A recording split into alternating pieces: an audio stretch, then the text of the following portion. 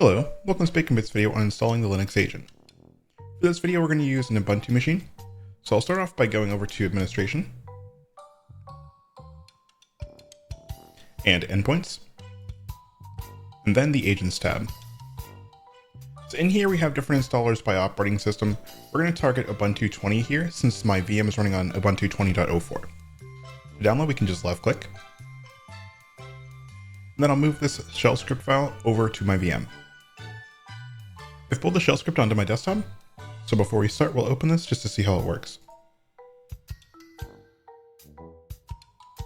As you can see here, we're running a simple shell script, and we're going to target our fqdn for our bacon server.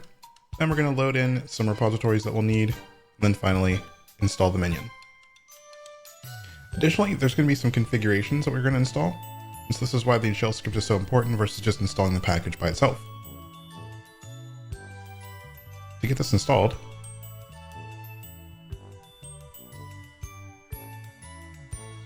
we'll open a terminal, and I'm going to move over to my desktop. I'll have my shell script in here. Now I want to run this as sudo, so sudo bash then install.sh, like so. Enter our password. And then we're going to wait for this install to complete. Once you see the Bacon agent has been configured and restarted, you're clear to go back to the server. On the server, we'll move over to the keys tab. And I've already filtered this list for the name of my VM. So here we can see we have the minion itself with a state of pre.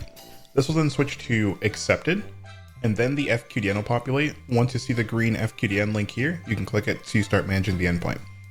I'll go ahead and fast forward until we get to that point. And as you can see here, our state is accepted and our fqdn is populated. So when we click on this, we're able to start managing the endpoint. Thanks for joining us in this baconbits video, and we'll see you next time.